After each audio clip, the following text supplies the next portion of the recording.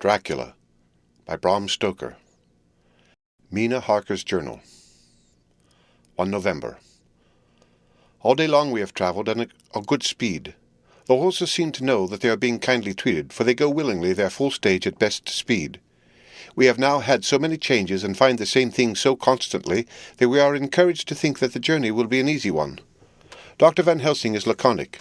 He tells the farmers that he is hurrying to Bistritz and pays them well to make the exchange of horses. We get hot soup, or coffee, or tea, and off we go.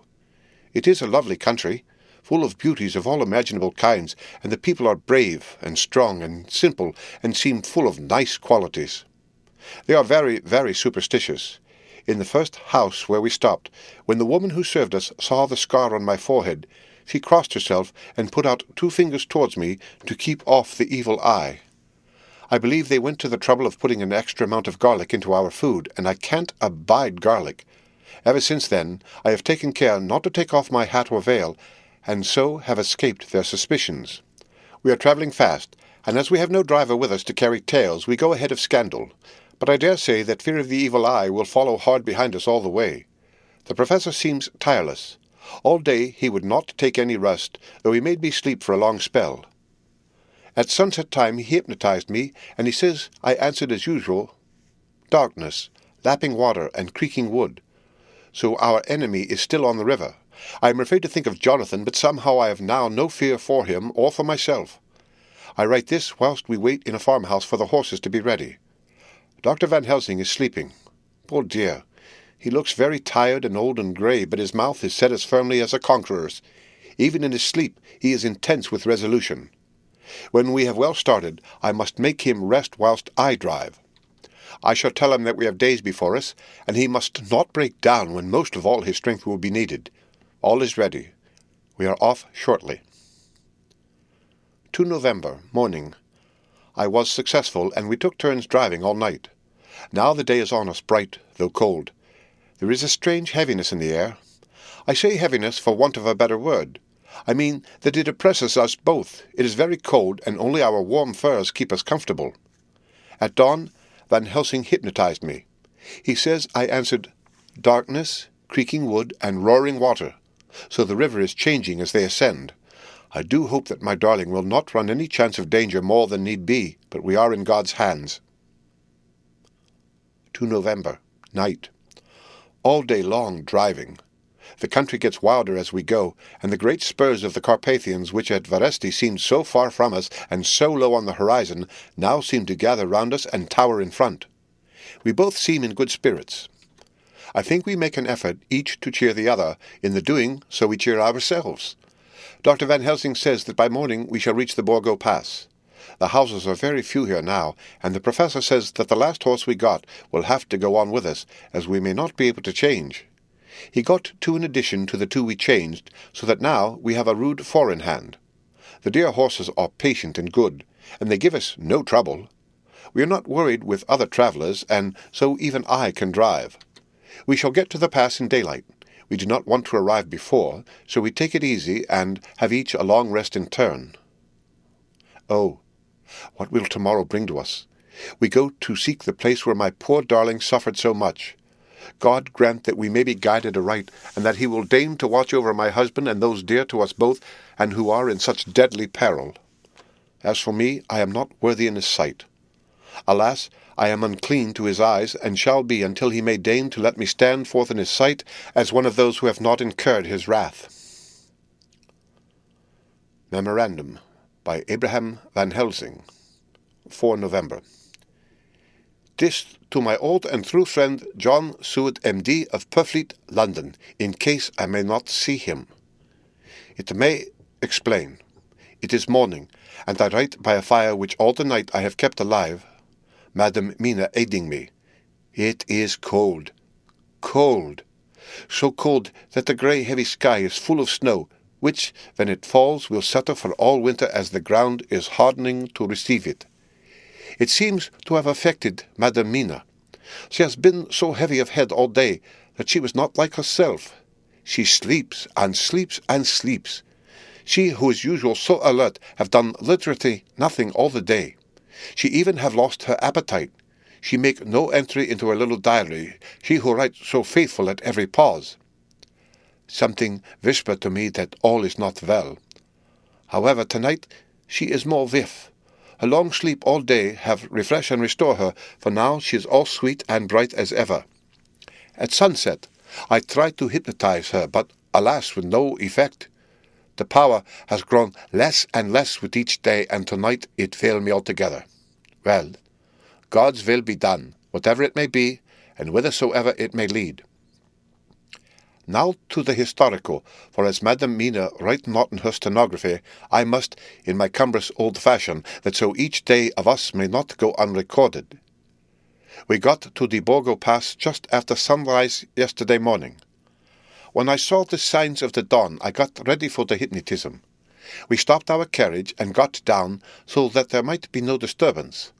I made a couch with furs, and Madam Mina lying down yielded herself as usual, but more slow, and more short time than ever to the hypnotic sleep. As before came the answer, darkness and the swelling of water. Then she woke, bright and radiant, and we go on our way and soon reach the pass. At this time and place she become all on fire with zeal.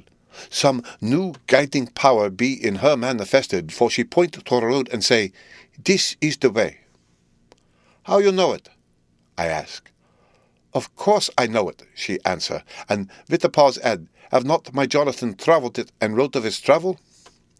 At first I think somewhat strange, but soon I see that there be only one such by-road. It is used but little, and very different from the coach road from the Bukovina to Bistritz, which is more wide and hard and more of use. So we came down this road. When we meet other ways, not always very sure that there were roads at all, for they be neglect and light snow have fallen, the horses know, and they only. I give rein to them, and they go on so patient. By and by we find all the things which Jonathan have noted in that wonderful diary of him. Then we go on for long, long hours and hours. At the first I tell Madam Mina to sleep. She try, and she succeed. She sleep all the time, till at the last I feel myself too suspicious grow, and attempt to wake her, but she sleep on, and I may not wake her though I try. I do not wish to try too hard lest I harm her, for I know that she have suffered much, and sleep at times be all in all to her. I think I drowse myself, for all of a sudden I feel guilt, as though I have done something. I find myself bolt up, with the reins in my hand, and the good horses go along, jog, jog, just as ever. I look down and find Madam Mina still asleep. It is now not far off sunset time, and over the snow the light of the sun flow in big yellow flood, so that we throw great long shadow on where the mountains lie so steep, for we are going up, and all is, so wild and rocky as though it were the end of the world. Then I arouse Madam Mina. This time she wake with not much trouble, and then I try to put her to hypnotic sleep. But she sleeped not, being as though I were not. Still I try and try, till at once I find her and myself in dark, so I look round, and find that the sun have gone down. Madam Mina laugh, and I turn and look at her. She is now quite awake, and looks so well as I never saw her since the night at Carfax, when we first entered the Count's house. I am amazed and not at ease then, but she is so bright and tender and thoughtful for me that I forget all fear. I light a fire, for we have brought supply of wood with us, and she prepare food while I undo horses and set them tethered to shelter and feed. Then, when I return to the fire, she have my supper ready. I go to help her, but she smile and tell me that she have eat already, that she was so hungry that she would not wait. I like it not, and I have grave doubts, but I fear to affright her, and so I am silent of it. She helps me, and I eat alone, and then we wrap in fur and lie beside the fire, and I tell her to sleep while I watch. But presently I forget all the watching, and when I suddenly remember that I watch, I find her lying quiet, but awake, and looking at me with so bright eyes. Once, twice more the same occur, and I get much sleep till before morning. When I wake, I try to hypnotize her, but alas, though she shut her eyes obedient, she may not sleep. The sun rise up and up and up, and then sleep come to her too late, but so heavy that she will not wake. I have to lift her up and place her sleeping in the carriage when I have harnessed the horses and made all ready. Madam still sleep, and she look in her sleep more healthy and more redder than before, and I like it not. I am afraid, afraid, afraid. I am afraid of all things, even to think, but I must go on my way. The stake we play for is life and death, or more than these, and we must not flinch. 5 November, morning. Let me be accurate in everything, for though you and I have seen some strange things together, you may think at the first that I, Van Helsing, am mad, that the many horrors and the so long strain on nerves has at the last turned my brain. All yesterday we travel, always getting closer to the mountains and moving into a more and more wild and desert land. There are great frowning precipices and but falling water, and nature seems to have held some time her carnival. Madam Mina still sleep, and though I did have hunger and appeased it, I could not waken her even for food. I began to fear that the fatal spell of the place was upon her, tainted as she is with that vampire baptism. Well, said I to self, if it be that she sleep all the day, it shall also be that I do not sleep at night. As we travel on the rough road, for a road of an ancient and imperfect kind there was, I held down my head and slept. Again I waked with a sense of guilt and of time past, and found Madam Mina still sleeping and the sun low down. But all was indeed changed. The frowning mountains seemed further away, and we were near the top of a steep rising hill, on summit of which was such a castle as Jonathan tell of in his diary. At once I exulted and feared, for now, for good or ill, the end was near. I woke Madam Mina and again tried to hypnotize her, but alas, unavailing till too late. Then, ere the great dark come upon us, for even after down sun the heavens reflected the gone sun on the snow, and all was for a time in a great twilight. I took out horses and fed them in what shelter I could. Then I make a fire, and near it I make Madam Mina, now awake and more charming than ever, sit comfortable amid her rugs. I got ready food, but she would not eat, simply saying that she had not hunger. I did not press her, knowing her unavailingness, but I myself eat, for I must needs now be strong for all. Then, with the fear on me of what might be, I drew a ring so big for her comfort round where Madam Mina sat, and over the ring I passed some of the wafer, and I broke it fine, so that all was well guarded. She sat still all the time, so still as one dead, and she grew whiter and even whiter, till the snow was not more pale, and no word she said. But when I drew near, she clung to me, and I could know that the poor soul shook her from head to feet with a tremor that was pain to feel. I said to her presently, when she had grown more quiet, "Will you not come over to the fire?" For I wished to make a test of what she could. She rose obedient, but when she had made a step she stopped, and stood as one stricken. "Why not go on?" I asked. She shook her head, and coming back, sat down in her place. Then, looking at me with open eyes, as one waked from sleep, she said simply, "I cannot," and remained silent. I rejoiced, for I knew that what she could not, none of those that we dreaded could. Though there might be danger to her body, yet her soul was safe. Presently the horses began to scream, and tore at their tethers till I come to them and quieted them. When they did feel my hands on them, they whinnied low as in joy, and licked at my hands, and were quiet for a time. Many times through the night did I come to them, till it arrived to the cold hour when all nature is at lowest, and every time my coming was with quiet of them. In the cold hour the fire began to die, and I was about stepping forth to replenish it, for now the snow came in flying sweeps, and with it a chill mist. Even in the dark there was a light of some kind, as there ever is over snow, and it seemed as though the snow flurries and the wreaths of mist took shape as of women with trailing garments. All was in dead, grim silence, only that the horses whinnied and cowered as if in terror of the worst. I began to fear, horrible fears. But then came to me the sense of safety in that ring wherein I stood. I began, too, to think that my imaginings were of the night and the gloom and the unrest that I have gone through and all the terrible anxiety. It was as though my memories of old Jonathan's horrid experience were befooling me, for the snowflakes and the mist began to veil and circle round, till I could get as though a shadowy glimpse of those women that would have kissed him, and then the horses cowered lower and lower and moaned in terror as men do in pain. Even the madness of fright was not to them so that they could break away. I feared for my dear Madam Mina when these weird figures drew near and circled round. I looked at her, but she sat calm and smiled at me.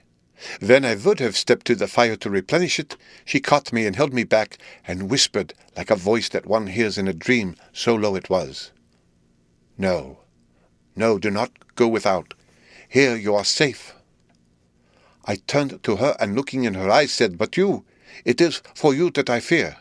Whereat she laughed, a laugh low and unreal, and said, Fear for me? Why fear for me? None safer in all the world from them than I am. And as I wondered at the meaning of her words, a puff of wind made the flame leap up, and I see the red scar on her forehead. Then, alas, I knew. Did I not, I would soon have learned, for the veiling figures of mist and snow came closer, but keeping ever without the holy circle. Then they began to materialize till, if God have not taken away my reason, for I saw through my eyes, there were before me in actual flesh the same 3 women that Jonathan saw in the room when they would have kissed his throat. I knew the swaying round forms, the bright hot eyes, the white teeth, the ruddy colour, the voluptuous lips. They smiled ever at poor dear Madam Mina, and as their laugh came through the silence of the night, they twined their arms and pointed to her, and said in those so sweet tingling tones that Jonathan said were of the intolerable sweetness of the water glasses, Come, sister, come to us, come. In fear I turned to my poor Madam Mina, and my heart with gladness leapt like flame, for oh, the terror in her sweet eyes, the repulsion, the horror, told a story to my heart that was all of hope. God be thanked, she was not yet of them. I seized some of the firewood which was by me, and holding out some of the wafer, advanced on them towards the fire. They drew back before me, and laughed their low, horrid laugh. I fed the fire, and feared them not, for I knew that we were safe within the ring which she could not leave no more than they could enter. The horses had ceased to mourn and lay still on the ground. The snow fell on them softly, and they grew whiter. I knew that there was for the poor beasts no more of terror. And so we remained till the red of the dawn began to fall to the snow gloom. I was desolate and afraid and full of woe and terror. But when that beautiful sun began to climb the horizon, life was to me again.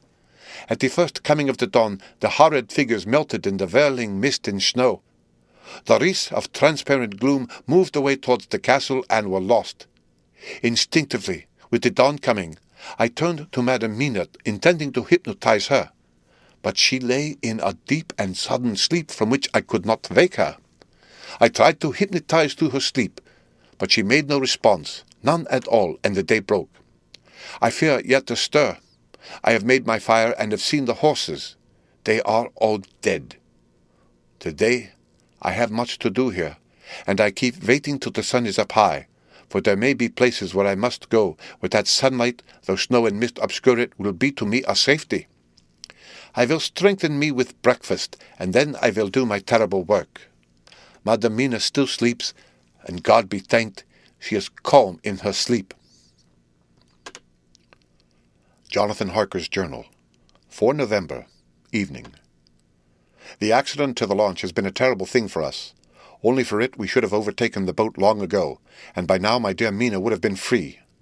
I fear to think of her, off on the wolds near that horrid place. We have got horses, and we follow on the track. I note this whilst Godalming is getting ready. We have our arms. The Scani must look out if they mean to fight. Oh, if only Morris and Seward were with us.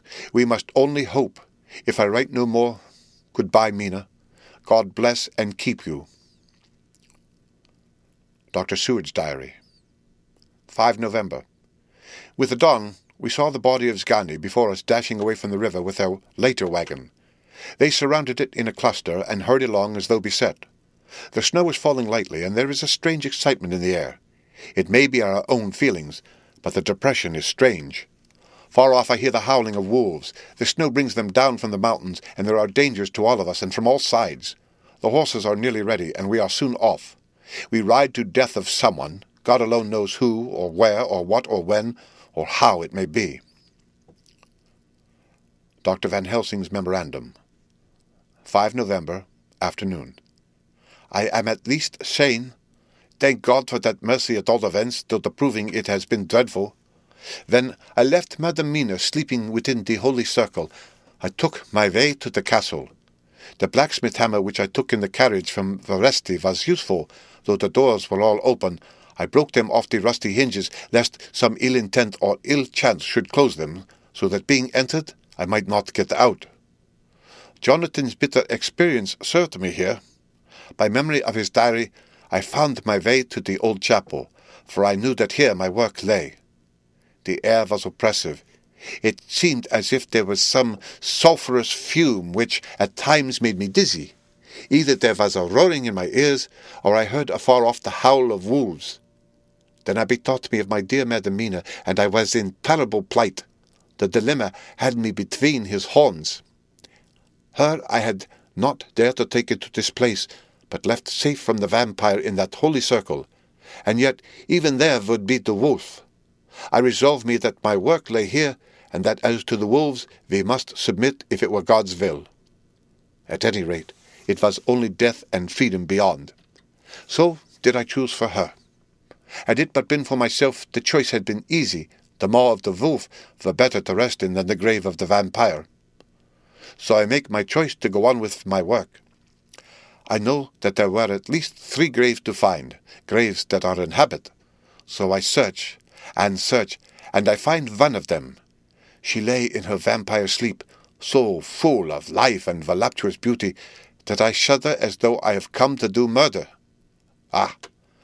I doubt not that in the old time, when such things were, many a man who set forth to do such a task as mine found at the last his heart fail him, and then his nerve. So he delay, and delay, and delay, till the mere beauty and the fascination of the wanton undead have hypnotized him, and he remain on, till sunset come, and the vampire sleep be over. Then the beautiful eyes of the fair woman open and look love, and the voluptuous mouth present to a kiss, and the man is weak. And there remain one more victim in the vampire fold, one more to swell the grim and grisly ranks of the undead. There is some fascination, surely, when I am moved by the mere presence of such an one, even lying as she lay in a tomb, fretted with age and heavy with the dust of centuries, though there be that horrid odour such as the lairs of the Count have had. Yes, I was moved. I, Van Helsing, with all my purpose and with my motive for hate, I was moved to a yearning for delay which seemed to paralyze my faculties and to clog my very soul. It may have been that the need of natural sleep and the strange oppression of the air were beginning to overcome me.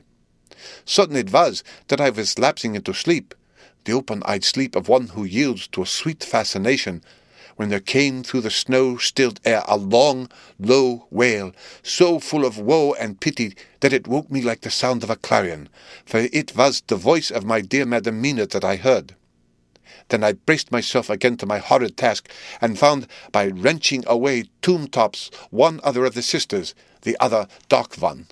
I dared not pause to look on her as I had on her sister, lest once more I should begin to be in thrall.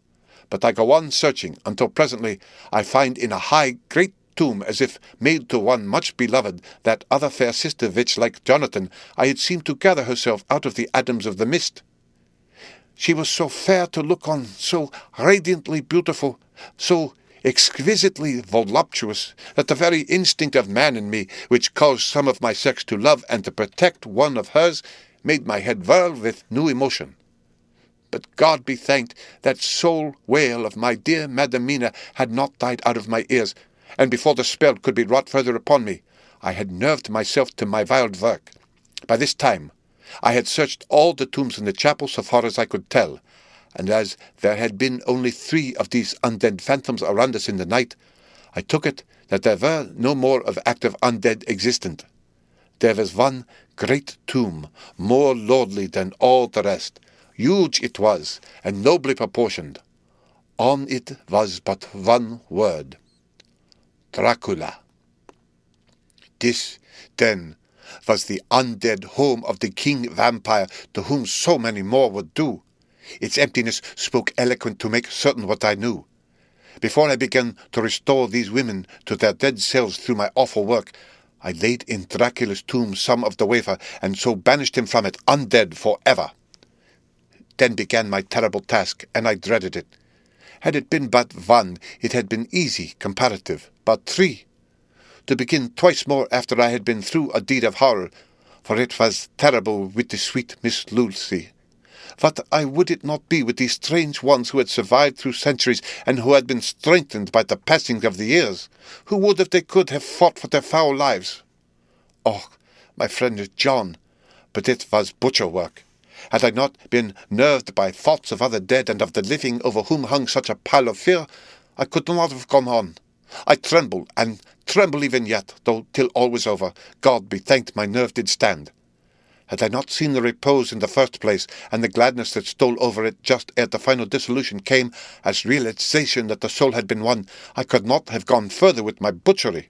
I could not have endured the horrid screeching as the stake drove home, the plunging of writhing form and lips of bloody foam. I should have fled in terror and left my work undone. But it is over. And the poor souls, I can pity them now, and weep as I think of them placid each in her full sleep of death for a short moment ere fading.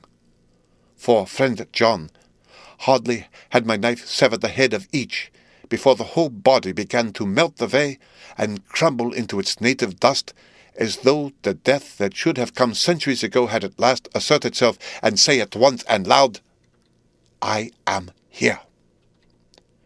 Before I left the castle, I so fixed its entrances that never more can the Count enter there undead. When I stepped into the circle where Madam Mina slept, she woke from her sleep, and seeing me cried out in pain that I had endured too much. "Come," she said, "come away from this awful place. Let us go to meet my husband, who is, I know, coming towards us."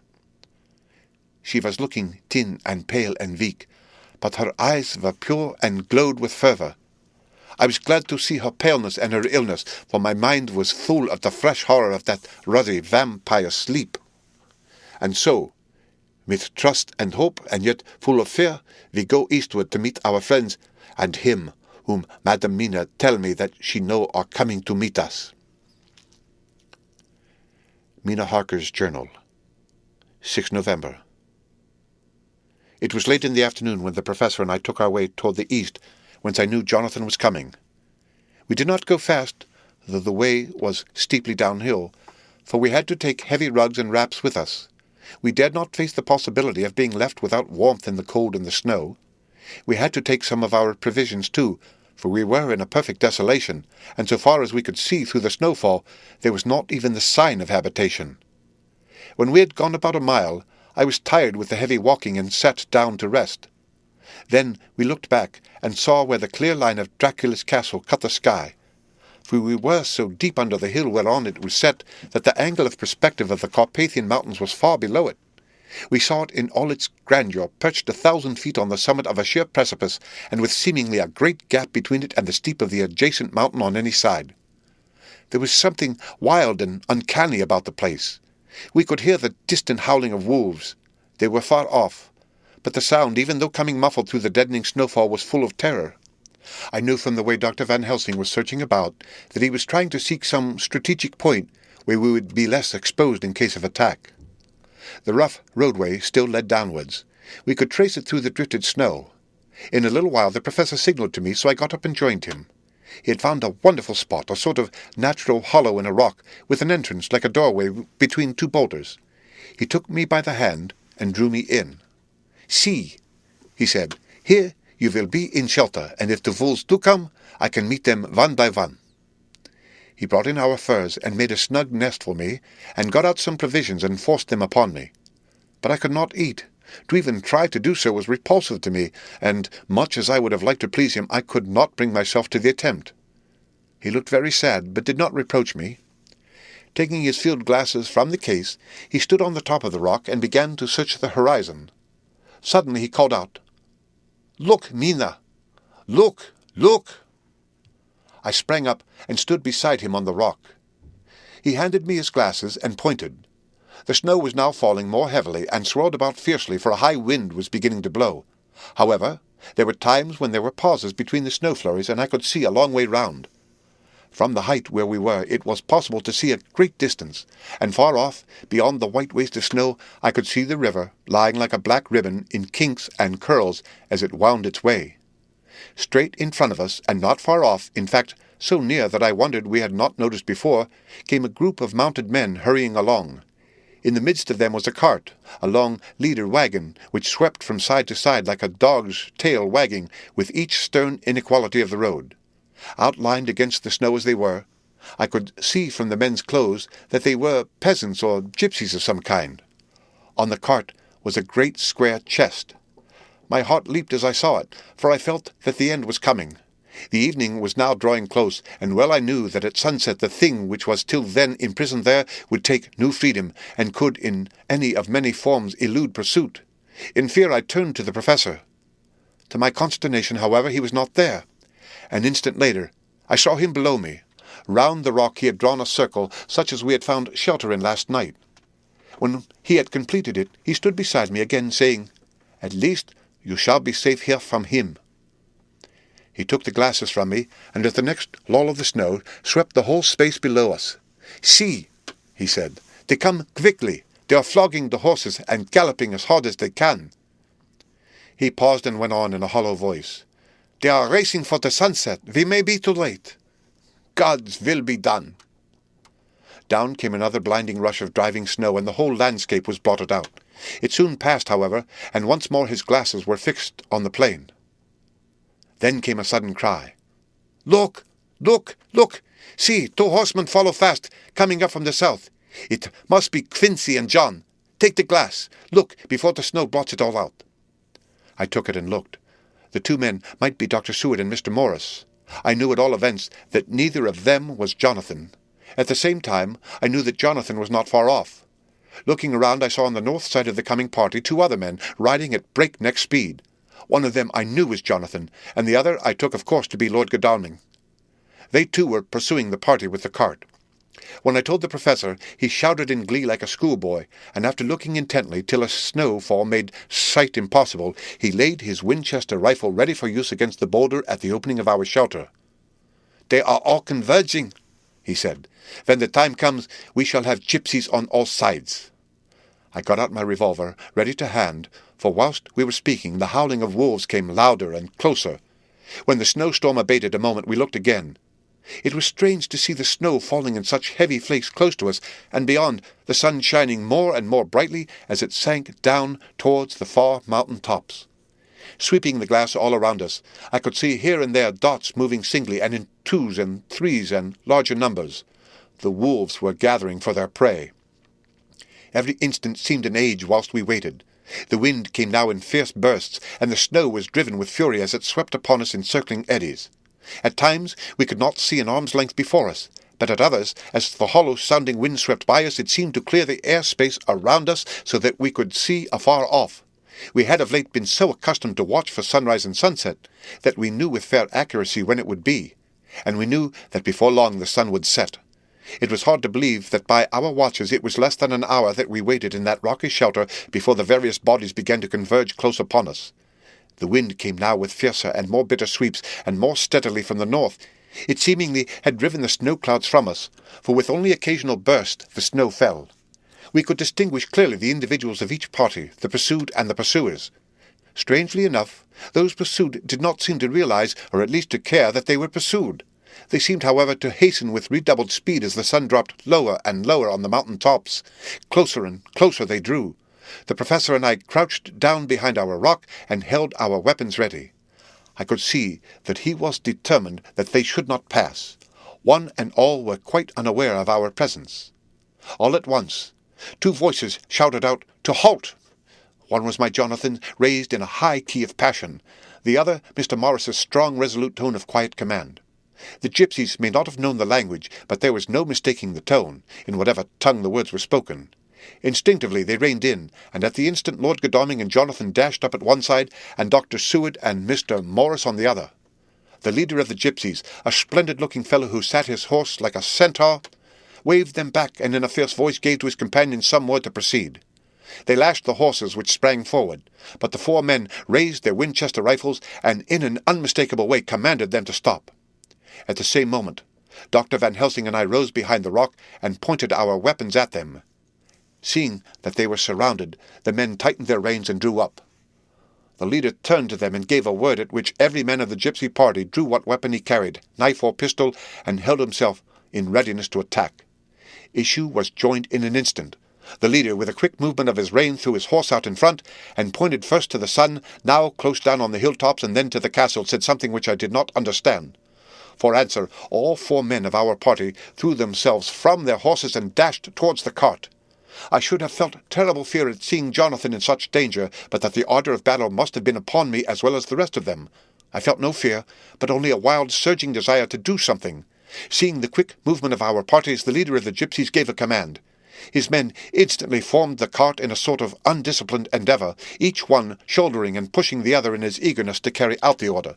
In the midst of this, I could see that Jonathan on one side of the ring of men and Quincy on the other were forcing a way to the cart. It was evident that they were bent on finishing their task before the sun should set. Nothing seemed to stop or even to hinder them. Neither the levelled weapons, nor the flashing knives of the gipsies in front, nor the howling of the wolves behind, appeared to even attract their attention. Jonathan's impetuosity and the manifest singleness of his purpose seemed to overawe those in front of him. Instinctively they cowered aside and let him pass. In an instant he had jumped upon the cart, and with a strength which seemed incredible, raised the great box and flung it over the wheel to the ground. In the meantime, Mr. Morris had had to use force to pass through his side of the ring of Zgani.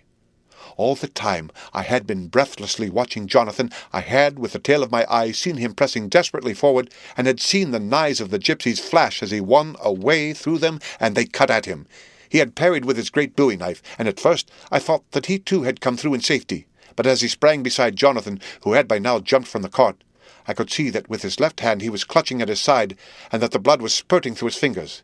He did not delay, notwithstanding this, for as Jonathan, with desperate energy, attacked one end of the chest, attempting to pry off the lid with his great kukri knife, he attacked the other frantically with his bowie.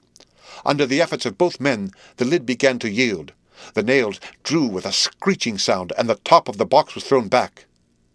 By this time the gipsies, seeing themselves covered by the Winchesters and at the mercy of Lord Godalming and of Dr. Seward, had given in and made no further resistance. The sun was almost down on the mountain-tops, and the shadows of the whole group fell upon the snow. I saw the Count lying within the box upon the earth, some of which the rood falling from the cart had scattered over him. He was deathly pale, just like a waxen image, and the red eyes glared with the horrible vindictive look which I knew so well. As I looked, the eyes saw the sinking sun, and the look of hate in them turned to triumph. But on the instant came the sweep and flash of Jonathan's great knife. I shrieked as I saw it shear through the throat, whilst at the same moment Mr. Morris's bowie knife plunged into the heart.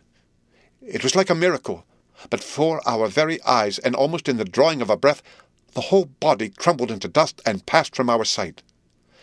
I shall be glad as long as I live that even in that moment of final dissolution there was in the face a look of peace such as I never could have imagined might have rested there.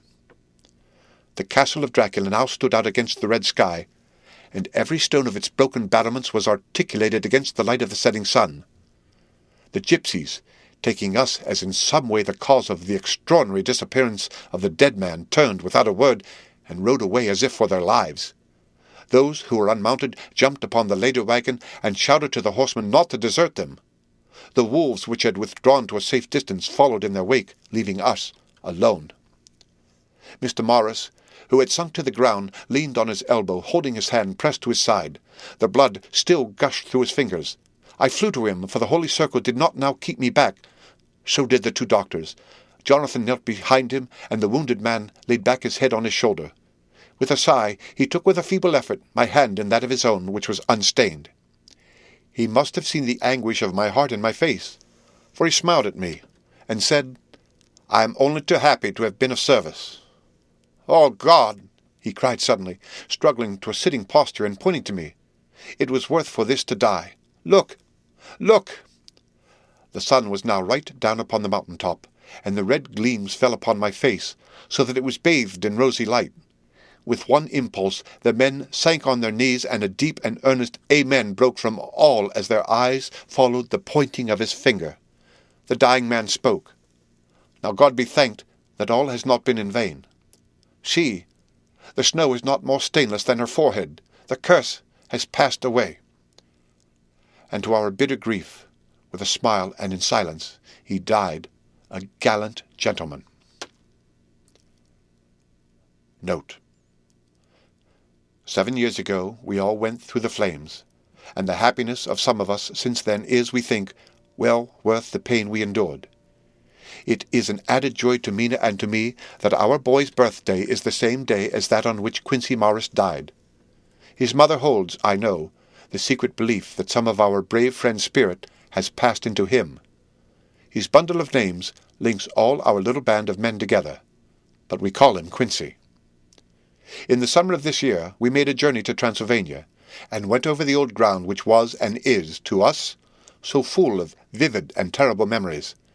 It was almost impossible to believe that the things which we had seen with our own eyes and heard with our own ears were living truths.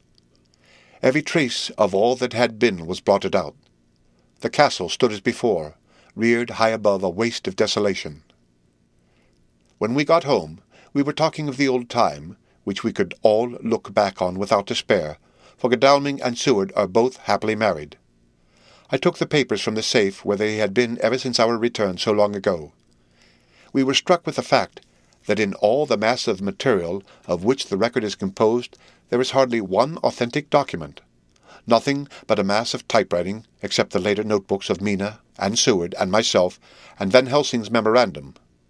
We could hardly ask anyone, even did we wish to accept these as proofs of so wild a story. Van Helsing summed it all up as he said, with our boy on his knee, "We want no proofs. We ask none to believe us. This boy will some day know what a brave and gallant woman his mother is. Already he knows her sweetness and loving care. Later on he will understand how some men so loved her that they did dare much for her sake." Jonathan Harker. The End of Dracula by Bram Stoker.